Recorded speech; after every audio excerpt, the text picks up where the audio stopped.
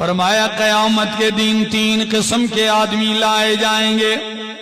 پہلا عالم قاری، دوسرا شہید، تیسرا سخی۔ کتنے؟ عالم، قاری، شہید، سخی۔ آئے گا جی کیا کر کیا؟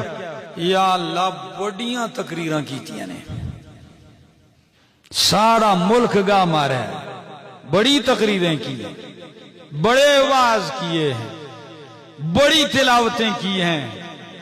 اللہ فرمائیں گے میرے لیے نہیں کیا، میرے لیے نہیں کیا، جس مقصد کے لیے کیا تھا وہ تجھے دنیا میں مل گیا۔ تو نے کہا بڑا عالم کہلواؤں، لوگوں نے کہہ دیا بہت بڑا علامہ ہے۔ تو نے کہا بہت بڑا خطیب کہلاؤں، کہہ دیا ہے لوگوں نے، میرے لیے نہیں تھا، وہ کہا جا چکا ہے تجھے، اٹھاؤ اس کو جہنم میں پھینک دو۔ دوسرا لایا جائے گا شہید۔ اللہ میدان میں کودا ہوں، لڑا ہوں، جانے دی ہیں، اللہ کہیں گے سب کچھ کیا ہے، میرے لیے نہیں کیا، اس لیے کہ مجھے بہادر کہا جائے، مجھے دلیر کہا جائے، میرا شجاعت میں نام ہو جائے، دنیا کے لیے کیا، کہا گیا ہے میرے پاس کچھ بھی نہیں، اٹھاؤ جہنم میں پھینک دو۔ تیسرا سخی لایا جائے گا۔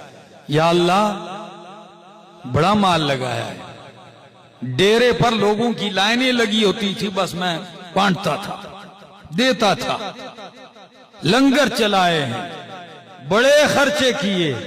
اللہ فرمائیں گے کیے ہیں، میرے لیے نہیں، صرف یہ کہ فلاں ہاتھ کا بڑا کھلا ہے، فلاں پیسہ بڑا لگاتا ہے، فلاں سخی بڑا ہے، فلاں بڑا سخی ہے، دل کا کھلا ہے، کہا جا چکا ہے، اٹھاؤ جہنم میں پھینک دو۔ ابو ہریرہ رضی اللہ تعالیٰ عنہ فرماتے ہیں نبی علیہ السلام نے، میں سامنے بیٹھا تھا، فَضَرَبَ عَلَى رُكْبَتِي، اللہ اکبر، یوں میری ران پہ ہاتھ مار کے کہا ابو ہریرہ یہ کہانی نہیں ہے، یہی وہ 3 آدمی ہیں کہ جہنم کی آگ کو ان سے بڑکایا جائے گا، یہی وہ 3 آدمی ہیں۔ فرمایا یا ابا ہریرہ اولئک الثلاثۃ اول خلق اللہ تسعر بہم النار یوم القیامہ۔ دوستو اخلاص ضروری ہے کہ عمل ہو کس کے لیے؟ مخلوق ناراض ہوتی ہے، راضی ہوتی ہے، کوئی تعریف کرتا ہے، نہیں کرتا، آپ کی چاہت ہے کہ اللہ راضی ہو، رب کے ہاں قبول ہو۔ پھر اگر دنیا تعریف کرتی ہے تو وہ سونے پہ کیا ہے؟ سہاگا ہے۔ آپ کا مقصد نام نہیں تھا، آپ کا مقصد کام تھا، تو پھر کام بھی ہو جائے گا، نام بھی ہو جائے گا، کوئی بری بات نہیں ہے۔